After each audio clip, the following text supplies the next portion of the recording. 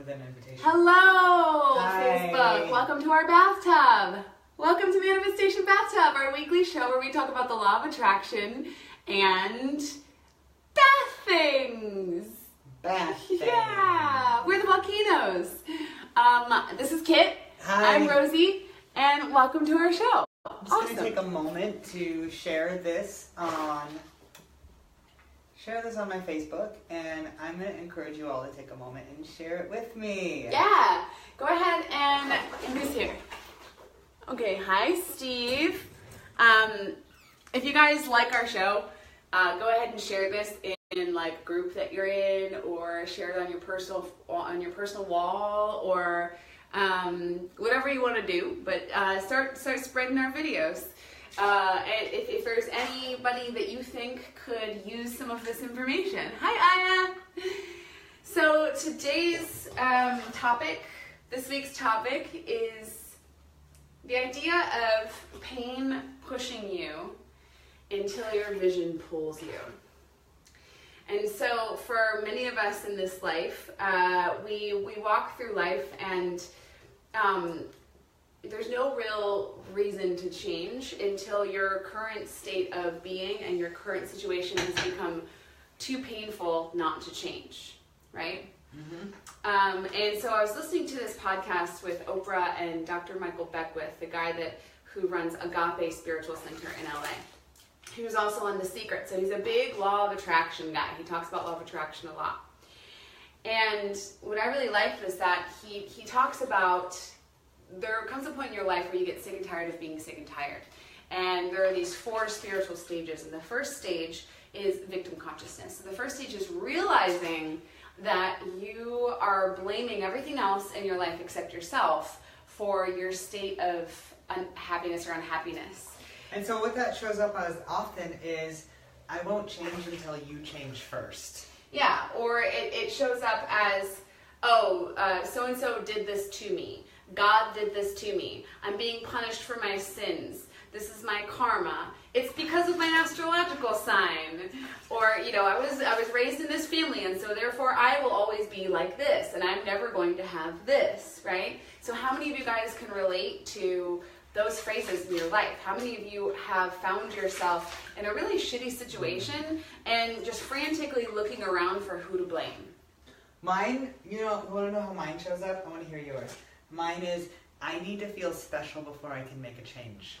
I need someone else to tell me I'm special so that I can change. Yeah. So it's giving the responsibility off to someone else to give me warm and fuzzies before I'm willing to shift. What's yours?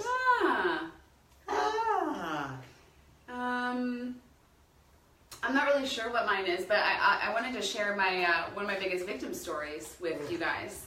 I won the Victim Olympics with this story. Let's see if you guys are watching right now, if you can be fierce coaches and tell Rosie what her victim story is that may be repeating in her life, that when she shares the story.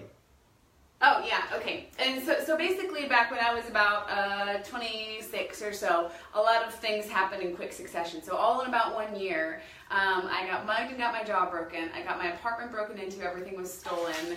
My next apartment burnt down. I got mono and was sick for a year.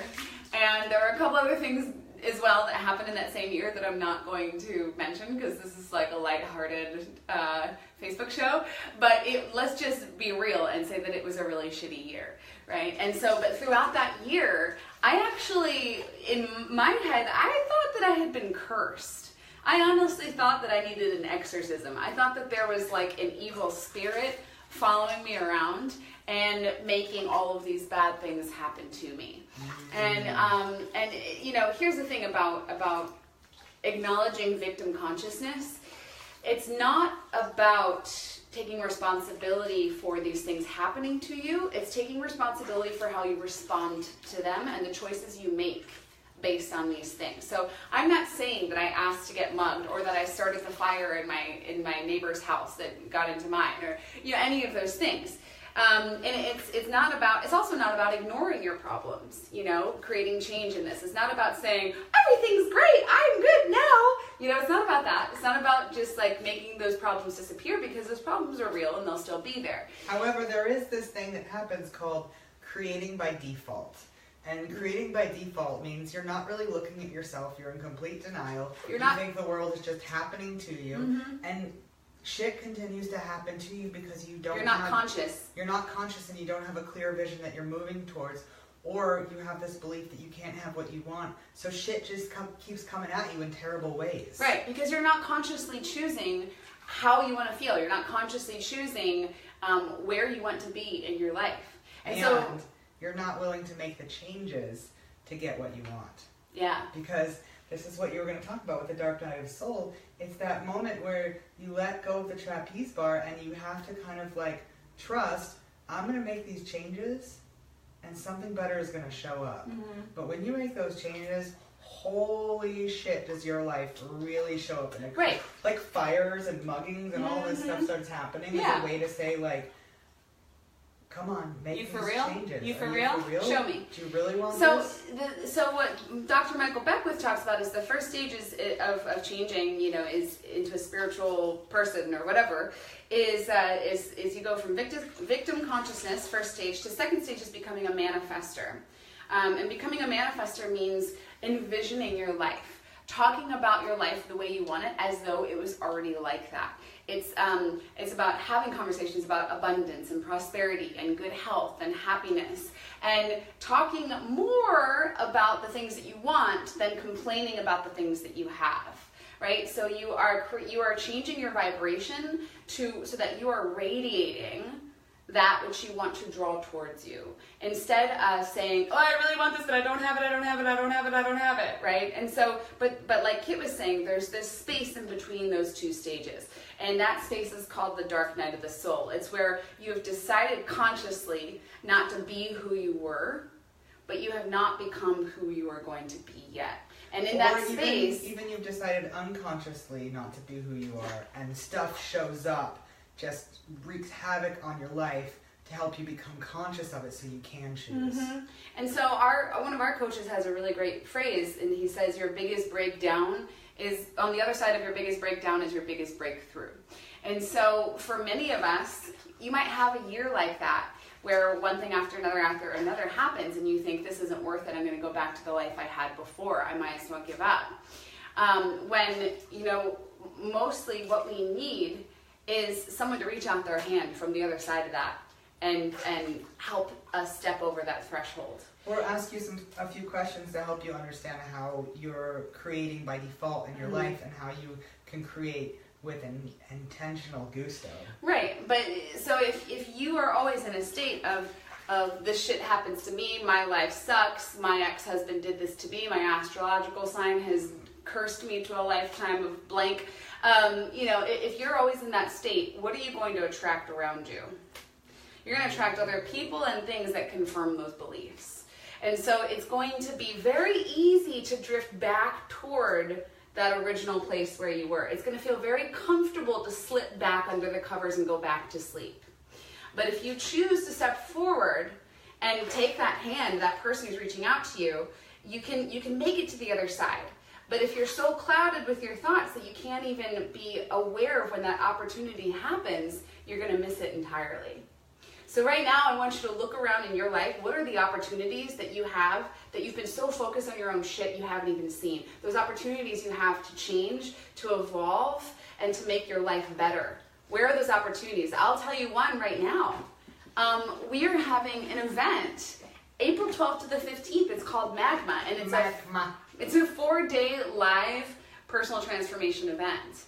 And this event is specifically designed to help you transition through that dark night of the soul period. It's specifically designed to push you so that you can see what's on the other side of life for you and how to get there. And it's also, if you're not in a dark night of the soul, it's there to invoke it so that you can have rapid transformation. Yeah. So it's there, we're going to be in community with other people, invoking whatever is holding you back so that we can see it and you can see it with others. We're going to bring it up in a safe space, and then we're going to show you how to work through it.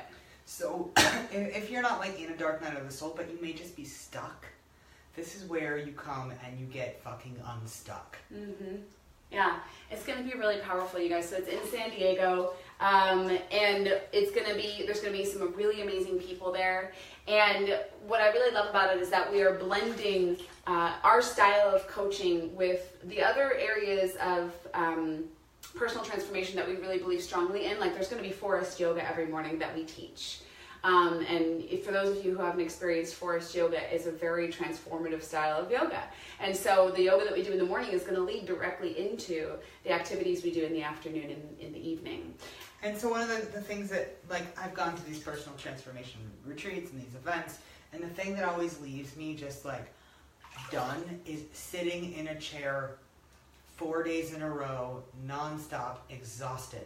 And that's not, you know, for some people that is real life because you work at a desk job, but we want to recreate something that you want in your real life. So we're going to teach you how to move every day so that you can learn what invoking amazing feelings in your body feels like, and you can have something to anchor into when you go to transform or when you're hit with a shit. Yeah. And you are going to be fully supported by a community of really amazing people who are already in the process of transforming their lives. They're already in the process of crossing that river and becoming active manifestors in their own lives. So if you need inspiration, if you need community, if you need to start surrounding yourself with people who have a vision for themselves instead of just people who are living in that victim consciousness, come to Magma because it's going to be amazing. How many people watching right now are already planning on coming to Magma? Type it in the chat box. I want to see. So how many of you guys watching right now are already coming to Magma? So we've got Sarah Hyatt. We've got Kim, just told me about her plans to come and how she's going to... My sister Katie's coming. Katie's coming. Kenna is coming. I think Kenna might be watching. Katie's an amazing story. I love Katie. Like 3 weeks ago, she said, "There's absolutely no way I can come. This can't happen in my life. Like, I can't make it. It's not even a possibility. It's not even a possibility, and it never will be. There's no freaking way I could afford that. I can't take the time off my kids. This is my sister. She's a single mom. And, you know, I couldn't possibly ever make it, so I'm not even going to dream about it." And so what happened in the past, 3 weeks with Katie? Is that she got inspired to make this vision a reality, and she found a way to come, and now she's coming. And how hard was it actually for Katie to find a way? The biggest thing that was getting in Katie's way was herself. Was her own inner voice talking and saying, "You don't deserve this, you can't have this, it's not possible, your co-parent, your ex-husband is going to say no, he's not going to watch the kids." And, you know, she worked up the courage and she asked him, and he took about 5 seconds and said, "Yeah, sure, I don't see why not." You know, and so Helena says, "Oh, yay, Helena's coming to a Magma in Europe, manifesting it happening, it's going to be amazing." Awesome. All right, guys, so thanks for joining us for Manifestation Bathtub this week. If you would like to come to Magma in San Diego, April 12th to the 15th, type a "me" in the comment box underneath, and we will send you a link for tickets. We cannot wait to see you there. And join us next week for Manifestation Bathtub next Monday around the same time. Bye. Bye.